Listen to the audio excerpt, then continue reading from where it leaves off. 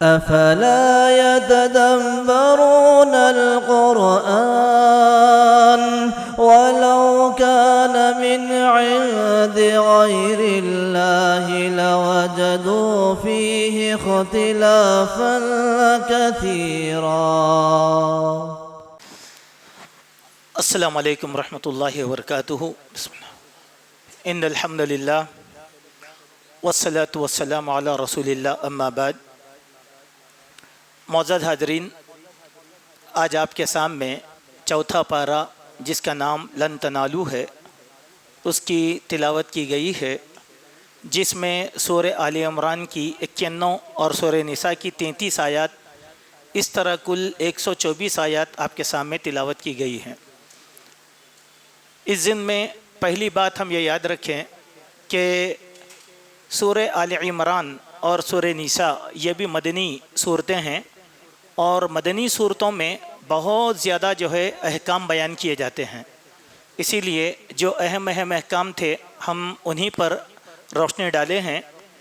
آج جو سورہ آل عمران کا حصہ آپ کے سامنے پیش کیا جائے گا وہ یہ کہ سورہ آل عمران کی آیت نمبر 92 میں اللہ سبحانہ و تعالیٰ نے حقیقی نیکی کیا ہے اس نیکی کا تذکرہ کیا ہے.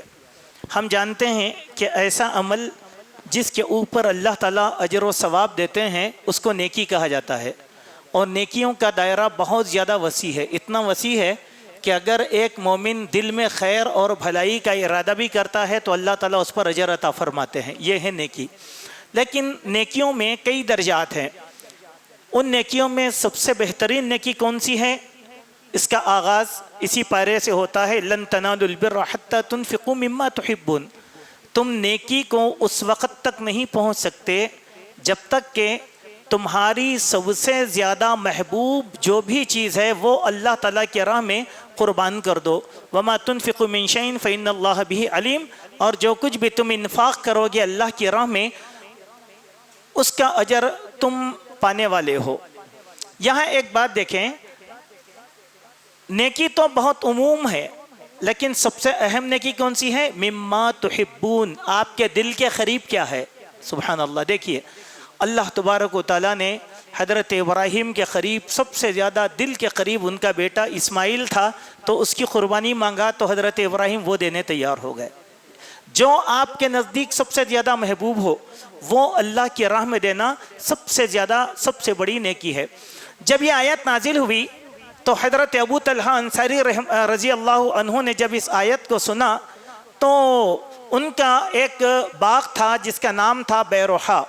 وہ باغ ان کو سب سے زیادہ عزیز اور سب سے زیادہ پسندیدہ تھا، اور وہ بہت نفع بخش باغ تھا. تو وہ اللہ کے نبی کے پاس آئے اور آ کر کہا کہ یا رسول اللہ صلی اللہ علیہ وسلم، اس آیت سے مجھے یہ سمجھ میں آیا کہ سب سے محبوب چیز تو میری محبوب چیز یہ بیروحا کا باغ ہے. میں یہ چاہتا ہوں کہ اس کو اللہ کی راہ میں قربان کر دوں.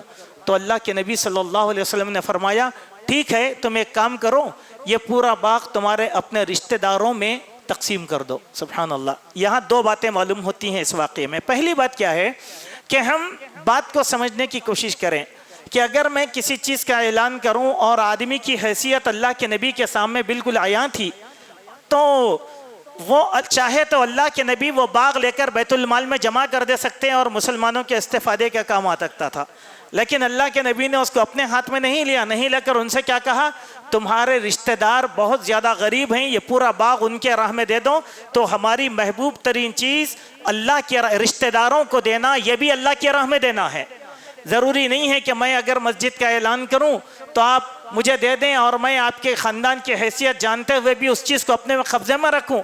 نیکی کا معنی کسی کے حوالے کرنا بھی نہیں ہے، بلکہ سب سے بہترین نیکی اپنے رشتہ داروں کے اوپر صرف کرنا، یہ بڑی نیکیوں میں سے ایک نیکی ہے. تو سب سے اچھی نیکی مما تحبون، جو چیز تمہارے دل کے قریب ہو، جس کو تم دینا نہیں چاہتے، وہ چیز تمہاری محبوب ترین ہو، چاہے وہ اشیاء میں سے ہو، باغات میں سے ہو، مکانوں میں سے ہو، اولاد میں سے ہو، کسی بھی چیز میں سے ہو، جو تمہارے دل کے قریب ہے وہ چیز کو اللہ کی راہ میں عطا کر دینا، یہ سب سے بڑی نیکیوں میں سے ایک نیکی ہے. شیطان کیا کرتا ہے کہ شیطان جو ہے रुकावटें पैदा करता है। नेकी के रास्ते में शैतान रुकावटें पैदा करता है। वो डराता है कि अगर तुम ये अल्लाह के राह में दे दोगे तो पिछले क्या करोगे, तुम्हारे बीवी बच्चे हैं, आल औलाद हैं, उनका क्या करोगे। तो आदमी क्या करता, वो चीज़ को रोक लेता। हज़रत उमर रज़ी अल्लाह अन्हु अल्लाह के नबी की खिदमत में आए और अर्ज़ किया कि या रसूल अल्लाह सल्लल्लाहु अलैहि वसल्लम, देखिए आप जानते हैं कि मेरी फ़लाँ ज़मीन सबसे ज़्यादा अच्छी है।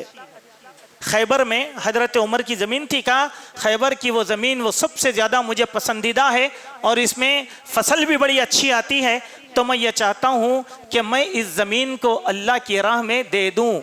तो अल्लाह के नबी ने क्या कहा, ठीक है उमर, एक काम करो, ज़मीन अपने कब्ज़े में रखो और उसके फल अल्लाह की राह में खैरात कर दो। सुभान अल्लाह।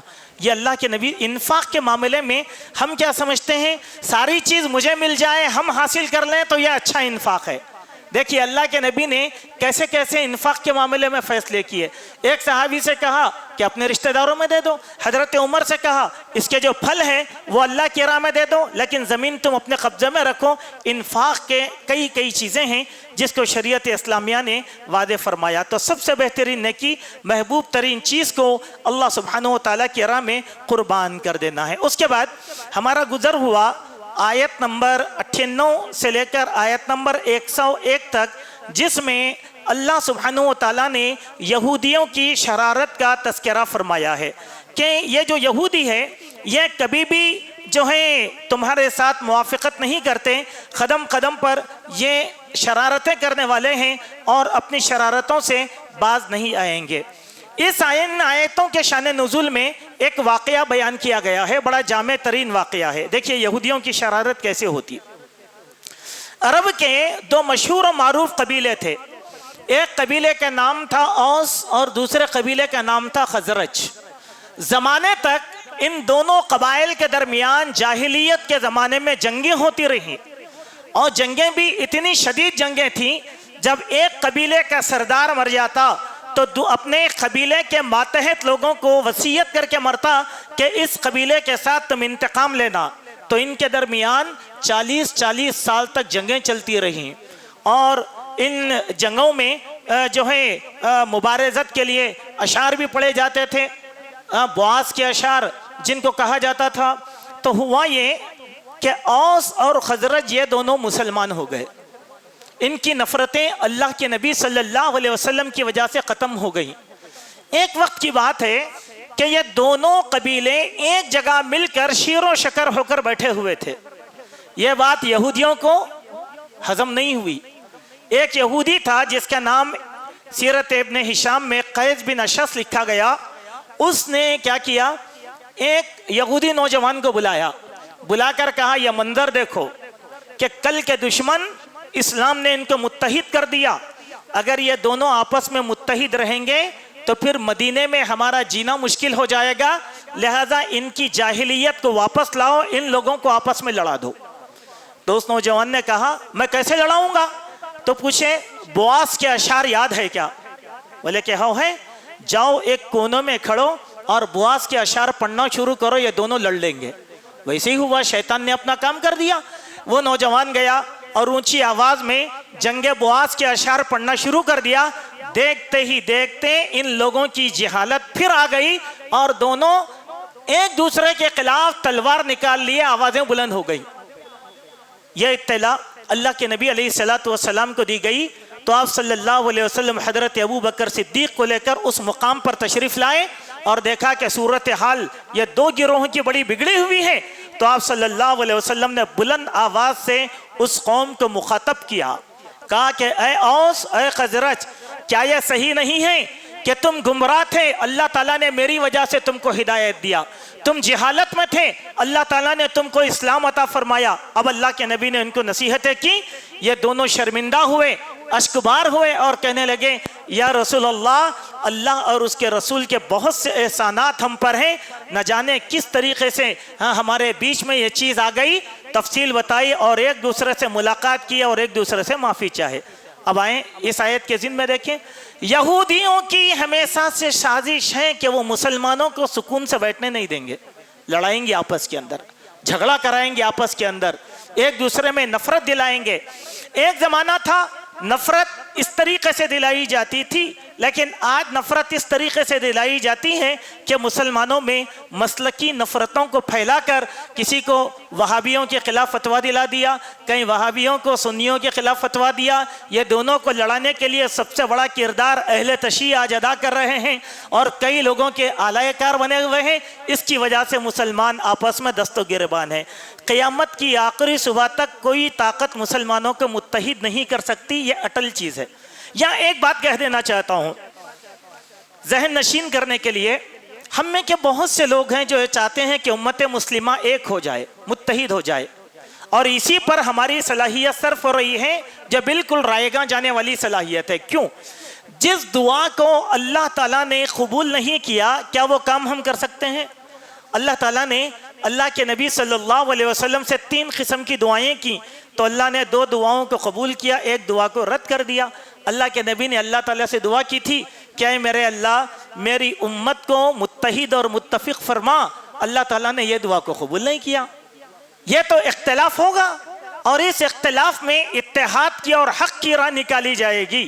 اسی لیے اللہ کے نبی نے فرمایا میری امت 73 فرقوں میں بڑھ جائے گی، 72 جہنم میں جائیں گے اور ایک جنت میں جائے گا۔ وہ کون؟ عمل کرنے والا گروہ، ما انا علیہ واصحابی، اس گروہ کا کچھ بھی نام نہیں ہے۔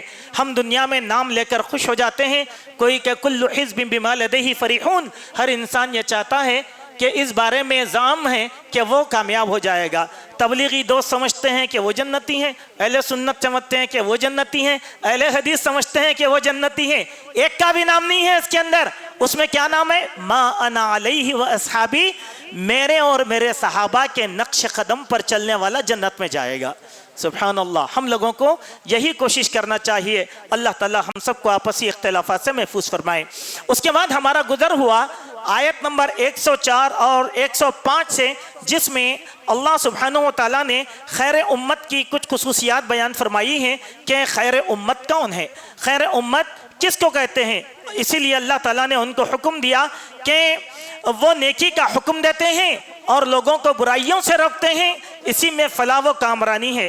اس کے بعد اختلافات اور انتشار سے منع کیا گیا کہ دلائل کی موجودگی میں اختلاف نہیں کرنا چاہیے، یہ اللہ تبارک و تعالیٰ کا فرمان ہے۔ اللہ تعالیٰ نے قرآن اور سنت کے دلائل پیش کر دیے ہیں اور ان دلائل کی روشنی میں ہم عمل کریں، اختلاف نہ کریں۔ دلائل کے آ جانے کے بعد اختلاف کرنا یہود اور نصارہ کی عادت ہے۔ دلیل کو ماننا یہ مسلمان کی عادت۔ دیکھیے آپ ایک مسلک کے ہیں، میں ایک مسلک کا ہوں، یہ ہمارا بنایا ہوا ہے، نہ یہ الہی نظام ہے اور نہ یہ محمدی نظام ہے، یہ انسانی نظام ہے۔ کوئی بھی مسلک کا آدمی ہو لیکن دلیل اگر اللہ اور اس کے رسول کی آ جائے گی، ایمان کا تقاضا یہ ہے کہ اس کو قبول کر لے۔ ایمان کا تقاضا ہے کہ اس کو قبول کر لے۔ ہندوستان کے احناف میں اور سعودی عرب کے احناف میں یہی فرق ہے۔ سعودی عرب کے جتنے احناف ہیں یا عربوں میں جتنے احناف ہیں، وہ احناف نسبت حنفیت پر احناف ہیں، لیکن آپ ان کو صحیح حدیث دکھا دیجئے وہ آپ کو دعا دیں گے، ماتھا چوم لیں گے۔ لیکن ہمارے ہندوستانی احناف ایسے ہیں جن کو دلیل دکھائی جانے کے بعد بھی اس میں پگڈنڈیاں تلاش کریں گے، یہ کام غلط ہے۔ دلیل کو ماننا چاہیے، آپ کسی بھی منہج کو مانیں، لیکن دلیل آ گئی تو دلیل کے مقابلے میں کوئی چیز نہیں ہے۔ دلیل کو رد کرنا گویا اللہ اور اس کے رسول کی باتوں کو رد کرنا ہے۔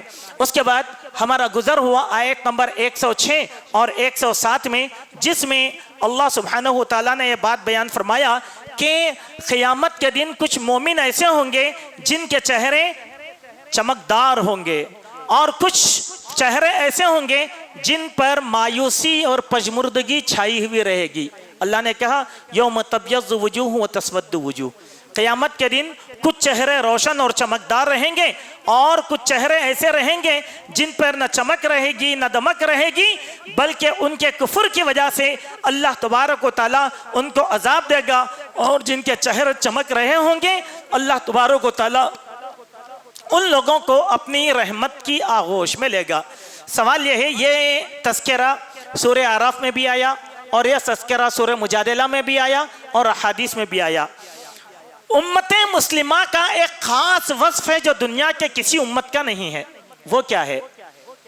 قیامت کے دن ساری امتیں جہاں رہیں گی वहां पर उम्मत मोहम्मदिया रोशनी और चमकदार आज़ा की वजह से पहचानी जाएगी। अल्लाह के नबी से सहाबा ने पूछा, या रसूलुल्लाह सल्लल्लाहु अलैहि वसल्लम, क़यामत के दिन आदम से लेकर आप तक की सारी उम्मतें रहेंगी, उन उम्मतों में आप अपनी उम्मत को कैसे पहचानेंगे?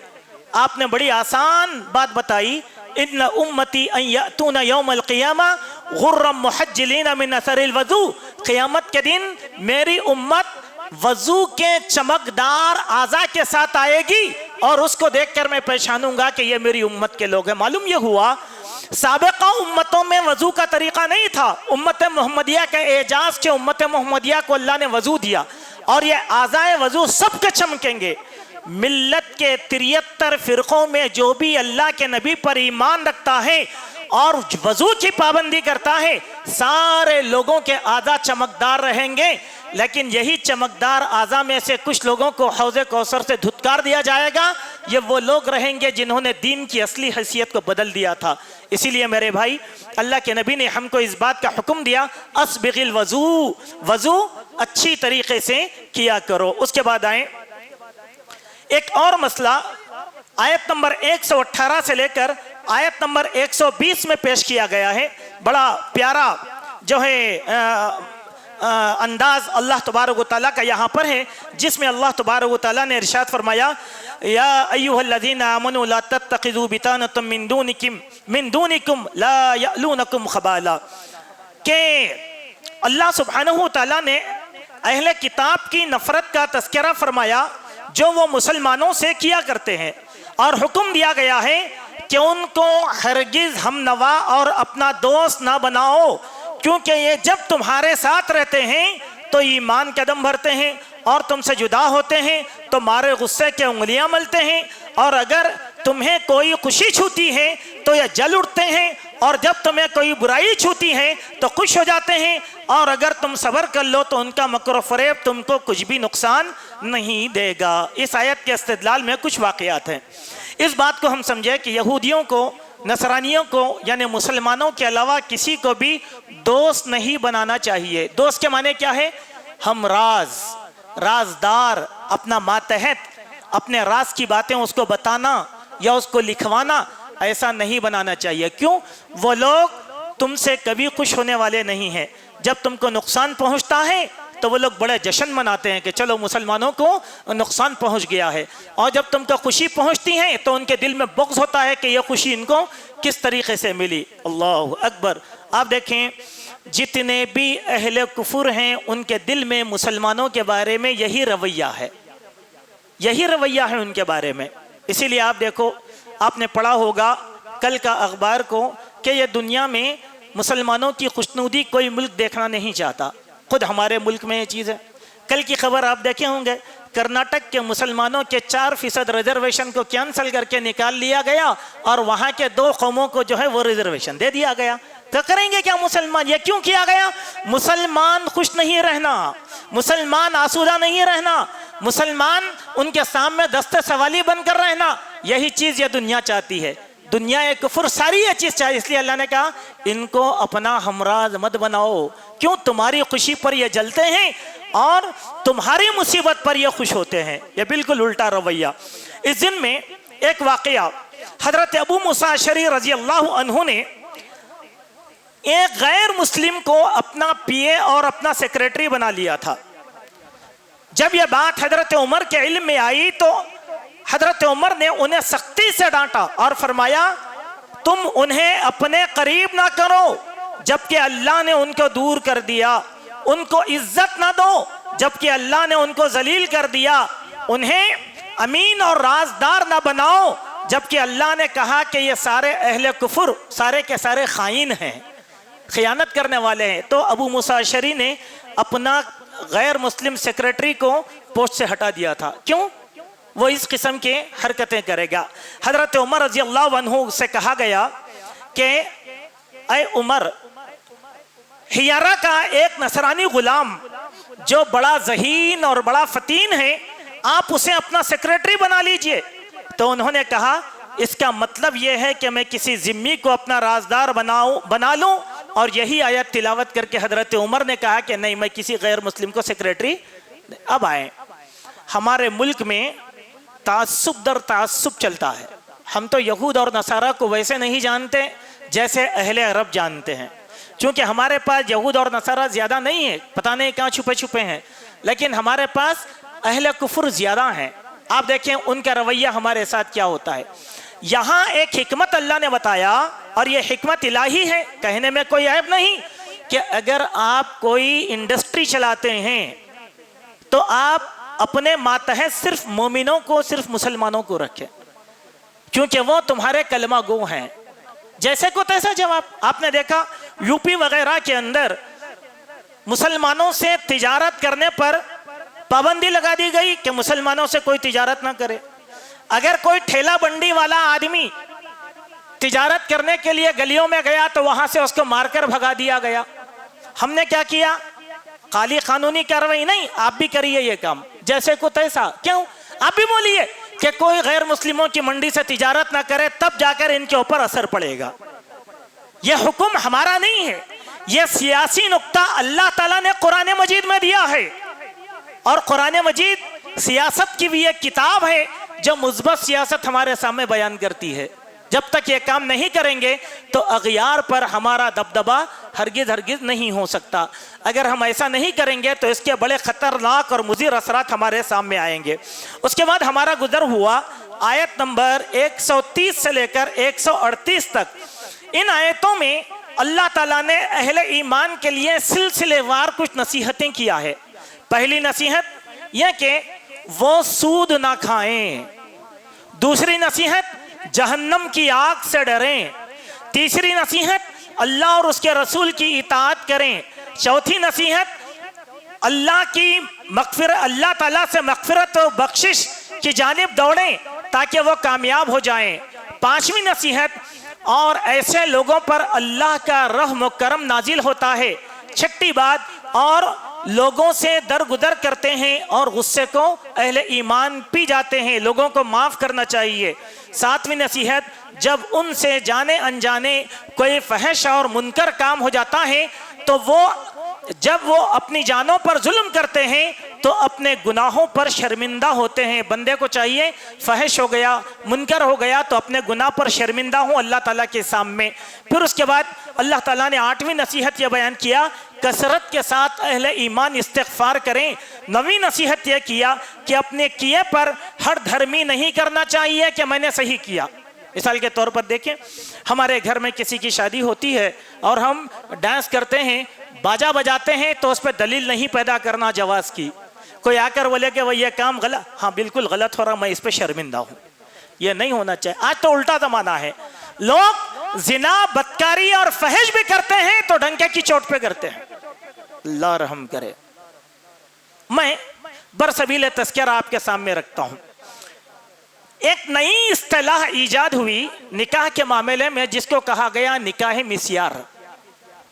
اب یہ کیا ہے؟ ایک تفصیل طلب بحث ہے، ہم کبھی جمعہ کے دن اس پر بیان کریں گے. لیکن یہ کوئی شرعی اصطلاح نہیں ہوتی.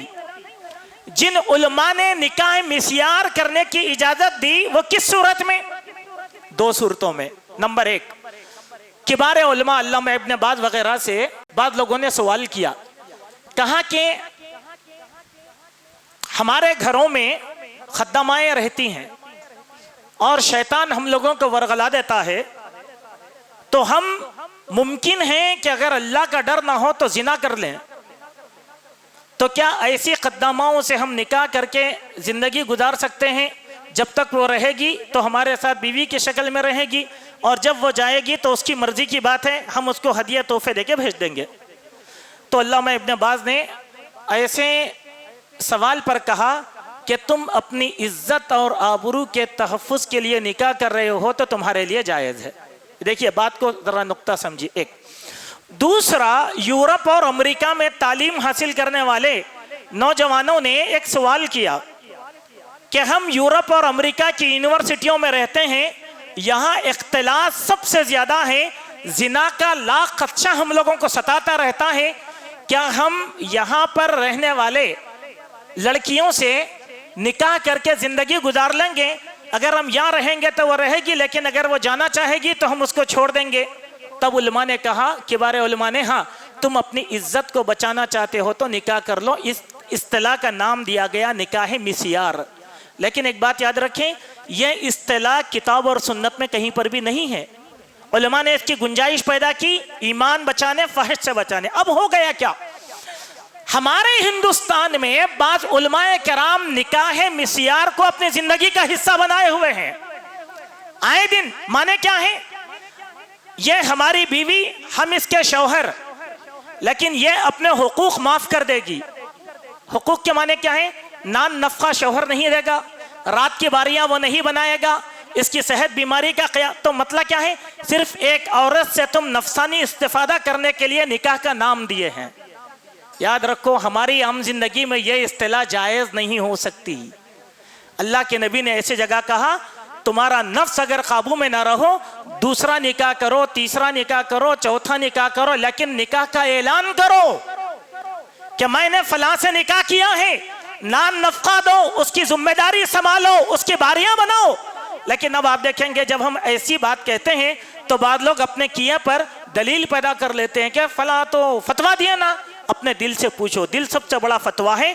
تو اللہ کے نبی نے یہ کہا، اپنے کیے پر وہ ہٹ دھرمی اختیار نہیں کرتے۔ ابھی حال میں آیا تھا ایک عورت کے نکاح کا معاملہ، اس نے کہا کہ مولانا نے ایسا اگریمنٹ کا نکاح کا ایسا اگریمنٹ بنایا کہ اگر ان کا ایک راز ہم فاش کر دیں گے تو یہ نکاح ختم، اور وہ نکاح ختم ہو گیا۔ اس کے معنی کیا ہے، چوری چھپے جنسی خواہشات تکمیل کرنے کا ایک ذریعہ بنایا گیا اس نکاح کو۔ ایسے عمل پر انسان کو شرمندگی اختیار کرنا چاہیے، جس کو سماج، پھر آپ بتلائیے ہمارے مقامی طور پر اگر ایسا نکاح ہوتا ہے تو پھر اس میں اور شیعوں کے مدعے میں کیا فرق ہے؟ وہاں پر بھی تو وہی بات ہے نا، وہاں پر بھی وہی بات ہے۔ تو اسی لیے آدمی کو بعض اپنے اعمال کیے جانے پر شرمندہ ہونا چاہیے، ہر دھرمی اختیار نہیں کرنا چاہیے۔ اور 10ویں بات یہ کہی گئی کہ ان کے لیے بدلے میں مغفرت ہے اور نصیحت ہے متقیوں کے لیے۔ یہ 10 نصیحتیں اللہ تبارک و تعالیٰ نے اہل ایمان کو کی ہیں۔ اس میں اور بھی زیادہ باتیں ہیں، لیکن وقت نہیں ہے کہ ہم ان باتوں کو آپ کے سامنے ذکر کریں۔ ایک آیت نمبر 159 سے ہمارا گزر ہوا، جس میں اللہ تبارک و تعالیٰ نے نبی کریم صلی اللہ علیہ وسلم کی وہ محبت جو اہل ایمان سے ہیں اس کا ایک سبب بیان کیا۔ اللہ سبحانہ و تعالیٰ نے فرمایا کہ اے نبی صلی اللہ علیہ وسلم فَبِمَا رَحْمَةٍ مِّنَ اللَّهِ لِنْتَ لَهُمْ، یہ اللہ ہی کی رحمت ہے کہ آپ نرم زبان ہیں، اور یہی آپ کی نرم زبانی ہے کہ یہ لوگ آپ پر جان نشاور کرتے ہیں۔ وَلَوْ كُنْتَ فَظًّا غَلِيظَ الْقَلْبِ، اگر آپ سخت مزاج، بد زبان، موٹی زبان کے ہو جاتے تو یہ چاہنے والوں میں سے ایک بھی آدمی آپ کے قریب نہیں رہتا تھا۔ سبحان اللہ، اللہ کے پیارے نبی صلی اللہ علیہ وسلم کی محبت ہمارے دلوں میں اسی لیے ہے کہ اللہ تعالیٰ نے آپ کو نرم دل بنایا۔ اللہ کے نبی علیہ السلام کی 63 سالہ زندگی میں سیرت میں کوئی ایک ایسا واقعہ نہیں بتایا جا سکتا جس میں اللہ کے نبی نے زبان کی موٹائی کو استعمال کیا ہے، کسی کو گالی دیا، کسی کو جھڑکی دیا، کسی کے ساتھ غلط الفاظ استعمال کیے۔ اسی لیے عرب کے جو خطرناک ترین لوگ تھے وہ بھی دائرے اسلام میں آ گئے۔ آپ پڑھ کر دیکھیے، حضرت عمر اللہ کے نبی کی نرمی کی وجہ سے اسلام لائے، حضرت حمزہ اللہ کے نبی کی نرمی کی وجہ سے اسلام لائے، بڑے بڑے صحابہ کا جو درجہ حاصل کیے وہ صرف نبی کی نرمی کی وجہ سے اسلام قبول کیے، ورنہ زبان کی سختی لوگوں کو متنفر کر دے گی۔ اس میں ہمارے لیے کیا پیغام ہے؟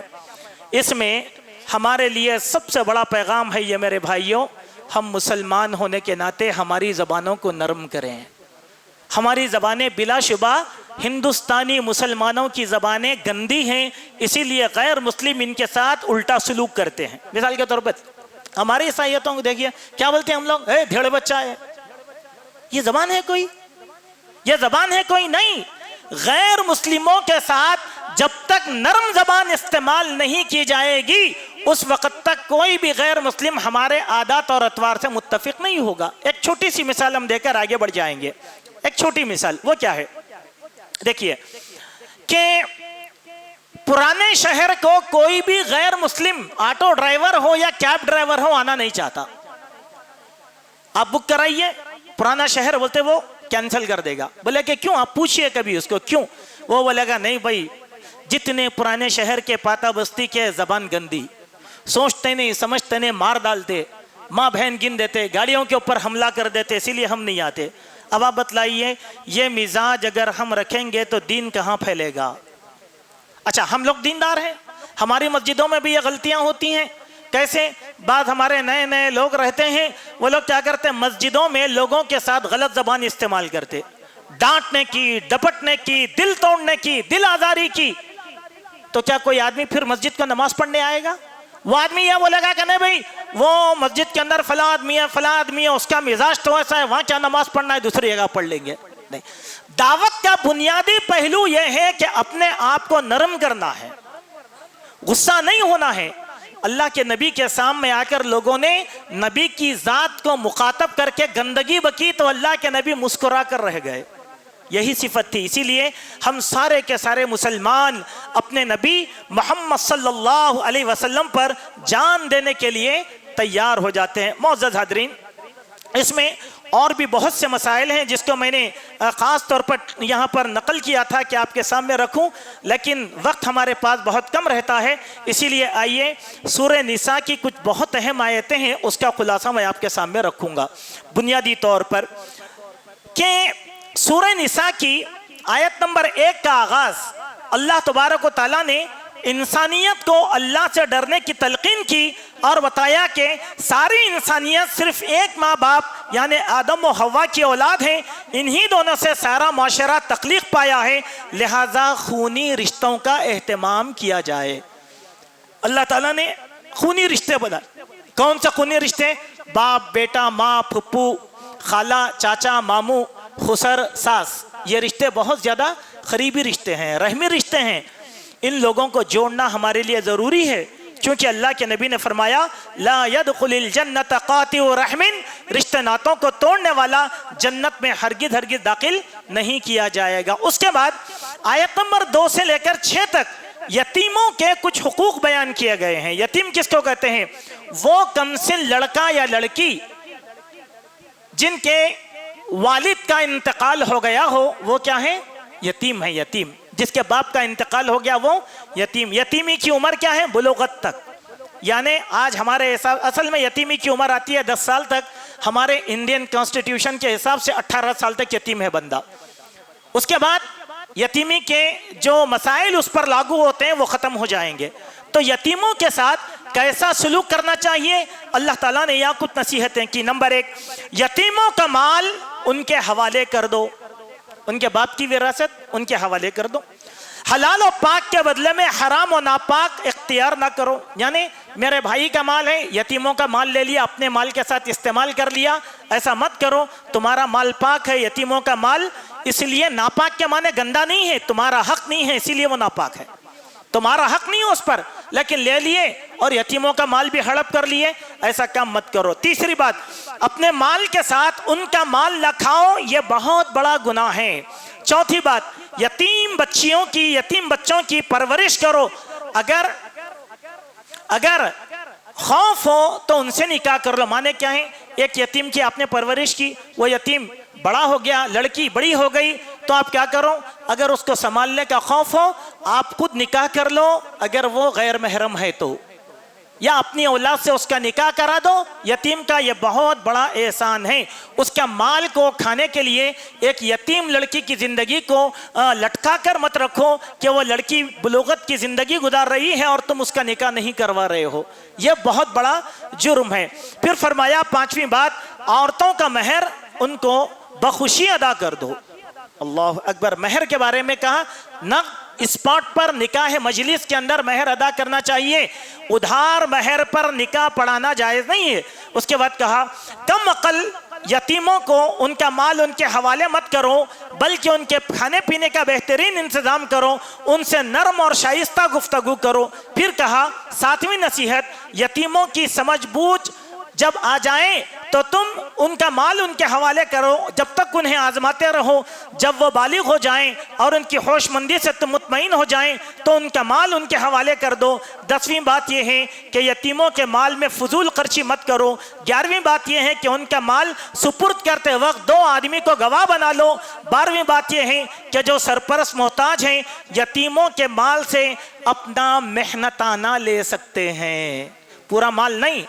یتیم کا مال ہے 1 لاکھ 2 لاکھ، آپ اس کو تجارت میں لگا کر نگرانی کرو، اور اس کی پرورش میں جو محنت آپ کر رہے ہیں اس میں سے آپ بطور تنخواہ کے کچھ حصہ لے سکتے ہیں، پورا مال نہیں کھا سکتے آپ۔ یہ میرا مال ہے۔ یتیم بچہ ہے، اس کی پرورش کرتے کرتے آپ نے کیا کیا؟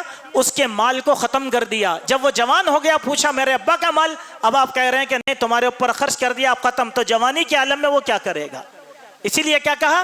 یتیم کے مال کی چاچا ماموں جو بھی ذمہ دار بنیں گے وہ نگہبانی کریں گے، ان کے مال کو بڑھانے کی کوشش کریں گے، اس پر اپنا محنتانہ لے سکتے ہیں لیکن اس کو اپنی جاگیر نہیں سمجھ سکتے۔ یہ سب سے بڑا گناہ ہے، ٹھیک ہے؟ اس کے بعد آیت نمبر 7 سے لے کر 14 تک وراثت کے کچھ احکام بیان کیے گئے ہیں۔ وراثت وہ مال و دولت، وہ اسباب جو آدمی کے مرنے کے بعد تقسیم کیے جاتے ہیں اس کے وارثین میں، وہ چیز کیا ہے؟ وراثت۔ یہاں 2 باتیں یاد رکھیں۔ پہلی بات، آدمی کے مرنے کے بعد جو مال تقسیم ہوتا ہے وہ ہے وراثت۔ آدمی کے جیتے جی جو تقسیم کیا جاتا ہے وہ وراثت نہیں، وہ ہدیہ اور تحفہ ہوتا ہے۔ اسی لیے دونوں کا شریعت میں حکم الگ الگ ہے، اس میں علماء سلف نے اختلاف کیا، لیکن مجموعی طور پر بات یہ ہے کہ مرنے کے بعد لڑکے کو 2 حصے ملیں گے اور لڑکی کو 1 حصہ ملے گا، لیکن آدمی زندگی میں تقسیم کرتا ہے تو دونوں کو برابر برابر دیں گے۔ اگر آپ نے 1 لاکھ روپے ایک بیٹے کو دیے تو بیٹی کو بھی 1 لاکھ دینا پڑے گا، چونکہ آپ زندگی میں تقسیم کر رہے ہیں جو ہدیہ ہے، جو تحفہ ہے۔ وراثت کے بعد تقسیم ہوگی تو بیٹے کو 1 ملے گا، بیٹی کو 50 ملیں گے۔ یہ دونوں کی ترتیب اللہ تبارک و تعالیٰ نے بیان کر دیا۔ تو اب آئیں کہ مال وراثت کے بارے میں جو احکام دیے گئے ہیں وہ احکام اس طریقے سے ہیں۔ نمبر 1، مرنے والے کے ورثہ کون کون ہیں اس کی فہرست تیار کی جائے۔ نمبر 2، اور ان میں کس ترتیب سے وراثت تقسیم کی جائے گی اس کا بھی پہلو، بیوی کا کتنا حصہ ہے، والد کا کتنا حصہ ہے، والدہ کا کتنا حصہ ہے، بیٹے کا کتنا حصہ ہے، بیٹی کا کتنا حصہ ہے، یہ پوری فہرست بنانا چاہیے۔ تیسری بات، وراثت میں خواتین و مردوں دونوں کو حصہ ملے گا۔ چوتھی بات کہ ہاں تقسیم وراثت کے وقت خاندان کے مجبور و مساکین کو بھی کچھ حصہ دیا جائے۔ اس بات کا خیال کریں، 100% مال قابل تقسیم نہیں، ان میں کا 1 حصہ آپ نکالیں اور نکال کر کیا کریں، وہ محتاج خاندان کے لوگوں کو بھی تقسیم کیا جائے گا۔ اس کے بعد کہا ہاں مرنے والے کی اولاد کمسن ہو تو ایسے یتیموں کے معاملے میں اللہ سے ڈریں، کہیں ان کی کمسنی کا ناجائز فائدہ نہ اٹھایا جائے۔ 5ویں بات، جو کوئی بھی یتیموں کا مال ہڑپ کرے گا وہ جہنم کی آگ اپنے پیٹ میں بھر رہا ہوگا اور اسی جہنم میں داخل کیا جائے گا۔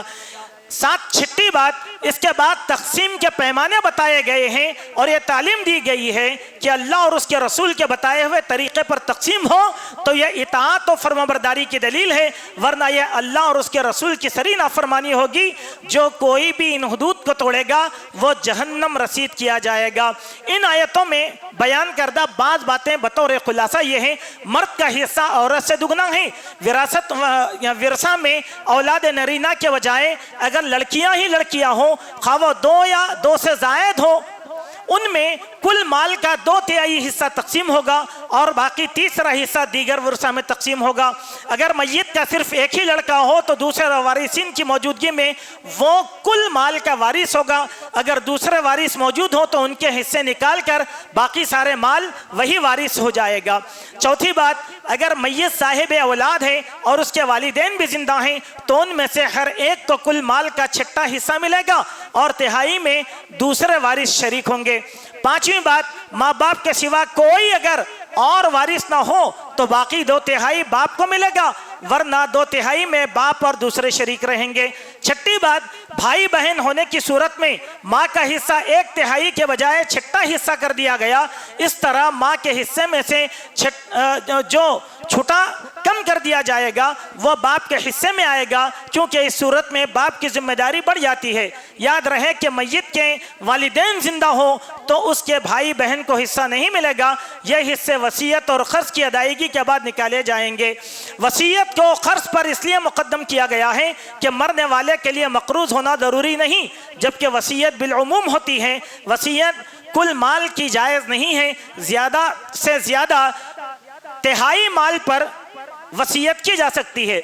वसीयत में इंसाफ करने का हुक्म देते हुए फरमाया कि किसी की मोहब्बत में आकर एक दूसरे से ज़्यादती नहीं करनी चाहिए। तुम्हें क्या मालूम कि कौन तुम्हारे हक़ में अंजाम के लिहाज से बेहतर है। माने क्या है कि मैं बड़ा खुशहाल हूँ, मुझे मेरे बाप की विरासत नहीं चाहिए, नहीं बोल सकते आप। पहले विरासत कब्ज़े में लो, लेके आप अगर किसी को देना चाहते हैं तो तकसीम कर दो। हमारे पास बाद लोग हैं, वो लोग बोलते हैं नहीं भाई मुझे नहीं चाहिए माल, लेकिन कल के दिन उनकी औलाद उठकर ये चीज़ पूछती है। इसीलिए पहले आप क्या करो, कब्जे में ले लो और लेकर अपना हक हासिल करके जिसको देना है आप अपने भाई बहनों में से तकसीम कर लो, ये आपका मामला है। यह बात उमूमी तौर पर लोग नहीं करते। उसके बाद इस सूरत के आखिर में जो बातें आई हैं वो ये कि तौबा के मुस्तहिकीन कौन कौन हैं, वो कौन से लोग हैं जिनकी तौबा कबूल की जाती है। आयत नंबर 17 और 18 में कही गई। नंबर 1, तौबा के हकदार वो लोग हैं जो नादानी में गलतियों और गुनाह का इर्तिकाब करते हैं, ऐसे लोगों की तौबा अल्लाह कबूल करता है। नंबर 2, जो लोग जानबूझकर आमदन गुनाह करते हैं, ऐसे लोगों की तौबा अल्लाह ताला कबूल नहीं करता। नंबर 3, आदमी गुनाह करता हुआ गफलत में पड़ा रहे और जब उसकी मौत का यकीन हो जाता है तो वो कहता है कि मैं अब तौबा करता हूँ, तो उसकी तौबा कबूल नहीं होगी। इस तरह कुफ्फार की भी तौबा को अल्लाह ताला कबूल नहीं फरमाता। ऐसे कुफ्फार के लिए जहन्नम का अजाब है, इसीलिए जानते बूझते गुनाह नहीं करना चाहिए। उसके बाद अल्लाह सुब्हानहू व तआला ने ख़वातीन के साथ हुस्न सलूक करने का हुक्म दिया। आयत नंबर 19 से लेकर 21 तक अल्लाह सुब्हानहू व तआला ने फरमाया कि पुराने ज़माने में जाहिलियत में यह होता था, पहली बात कि जब किसी औरत का खाविन मर जाता तो माल विरासत के तरह उसे भी तकसीम कर दिया जाता था। अल्लाह अकबर, जैसा विरासत तकसीम होती बेवा को भी तकसीम कर देते थे। नंबर 1, उमूमी तौर पर जाहिलियत की बातों में अहले सियर ने जो बातें लिखी वो ये, कौम का जो सरदार होता था वो बेवा औरत को बतौर विरासत के अपने पास ले लेता था। खुद मक्का में एक काम हुआ करता था। दूसरी बात, और जबरदस्ती उससे निकाह रचाया जाता, हत्ता के सौतेले बेटे से भी उसका निकाह कर दिया जाता था। इसी तरह अगर कोई औरत शौहर को नापसंद होती तो उसको जुल्म और ज्यादती के जरिए से तंग किया जाता था ताकि अज खुद वो निकाह से बाहर आ जाए और महर वापस कर दे। इन सब बुरी आदतों से रोका गया है और औरत की इज्जत और तकरीम करने का हुक्म दिया गया। ये अमल आज हमारे पास भी होता है। जाहिलियत की बात है जिससे अल्लाह ने रोका, लेकिन आज भी हमारे पास होता। शौहर बीवी को नाजायज टॉर्चर करता। बाज मैं आपको बताऊं तो ताज्जुब होगा, बाज उलमा अपनी बीवियों के ऊपर ऐसा टॉर्चर करते हैं। आती उनकी भी बातें, मारना तोड़ना, क्यों? वो नहीं चाहते कि बीवी हमारे साथ रहे। इतना जुल्म करो, मजबूर होके खुला ले लेके चले जाए। और वो जालिम तलाक भी नहीं देता। बोले कि क्यों? तलाक अगर देगा तो इसका सारा माल बीवी ले लेगी, इसीलिए उसको मार मार के इतना मजबूर करता कि मजबूर है कि बीवी खुला ले ले और जो कुछ देना था शौहर का सामान वापस कर दे। ये बदनीयती जाहिलियत की है जो आज हमारे पास भी पाई जाती है। इससे हम लोगों को बचना चाहिए। पांचवी बात यह कि ये तालीम दी गई है कि जिस औरत को तुम बुरा जान रहे हो शायद में अल्लाह ताला ने उसमें बहुत ज़्यादा भलाई रखा हुआ है, इसीलिए औरत को माफ़ कर दो और उसको अपनी ज़िंदगी का हिस्सा बना लो। इसी तरह यह भी तालीम दी गई है कि अगर तुम किसी दूसरी औरत से निकाह कर रहे हो या औरत को जिंदगी से आज़ाद कर रहे हो तो उसे दिए हुए मालो मता में से कोई भी चीज़ वापस न लो, अगर चेके वो खजाने ही क्यों ना हो। अगर चेके, मिसाल के तौर पे परसों हमने बतलाया तलाक, ठीक है मैं तलाक देता हूँ, मेरा ये सब सामान वापस करो, नहीं, जायज़ नहीं है। अगर आप सोने का पहाड़ भी अपनी बीवी दिए तो वापस नहीं लेना। क्यों नहीं लेना? अल्लाह ताला ने बतलाया, तुम लोगों ने निकाह के ज़रिए से अपने दरमियान ऐसा रिश्ता कायम किया था, उस रिश्ते के बाद तुम ये चीज़ कैसा मुतालबा कर सकते हो?